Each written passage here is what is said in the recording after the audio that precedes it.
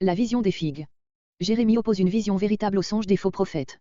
La principale déportation avait eu lieu sous Jéhoiachin, ce roi avait été lui-même emmené à Babylone et remplacé sur le trône par son oncle Mathania, auquel Nebuchadnezzar avait donné le nom de Sédécia. De même que la tribu de Juda s'était enorgueillie de son sort, en voyant la ruine du royaume du Nord, comparé Jérémie 3.6-11, il est probable que la partie du peuple qui avait été laissée par le conquérant sur le sol de la patrie, avait pris occasion de cet avantage qu'il avait sur leurs frères déportés, pour entretenir des illusions sur eux-mêmes et sur leur avenir. Le prophète combat ces nouveaux mensonges dans la vision de ce chapitre. Il montre que la partie du peuple qui la première a subi le châtiment divin, forme, malgré les apparences contraires, l'élite de la nation, objet des grâces futures du Seigneur, tandis que ceux qui se croient les meilleurs, en raison du privilège dont ils se vantent, seront atteints bientôt par un châtiment irrévocable.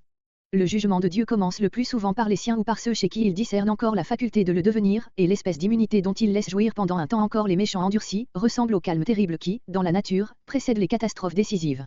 Jérémie fera allusion à cette vision dans la lettre écrite aux Israélites de l'exil, Jérémie 29.17. Verset 1. Verset 1 à 3. Elle représente ici les enfants du peuple. Les paniers sont placés devant le temple, sans doute pour être présentés à Dieu, comme on lui offrait les prémices des récoltes, Deutéronome 26.2. Placer le mot hébreu employé ici renferme une allusion aux usages sacrés. Les charpentiers et les serruriers. Le sens de ces deux mots reste sujet à conjecture, comparé 2 Rois 24.14, 2 Rois 24.16. Me donna une vision, littéralement, me fit voir, contempler. Tout ici est révélation et le symbole est la chose signifiée. L'œil de Dieu seul pouvait, en effet, discerner une différence morale aussi absolue entre les deux fractions du peuple, celle qui était déjà en captivité et celle qui occupait encore le sol de Canaan. Verset 2. Figue de la première récolte. Le figuier a en général 2 récoltes, l'une en juin, l'autre en automne, la première est la plus recherchée, Osée 9.10, Michée 7.1. La seconde n'a pas toujours le temps de mûrir. Verset 4. Versets 4 à 8. Ces promesses seront répétées avec développement Jérémie 29.10-14, les menaces qui suivent, également, comparez Jérémie 29.16-19. Verset 6. Reproduction des images Jérémie 1.10.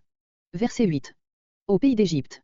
C'est probablement là que les complices de la révolte de Jéhoiakim avaient fui les vengeances de Nebuchadnezzar. Comparez les mêmes menaces adressées aux Juifs qui s'enfuirent en Égypte après le meurtre de Guédalia, chapitre 42 à 44. Verset 9. Tourmentés, malheureux. Voir plus haut Jérémie 15.4, Deutéronome 28.37.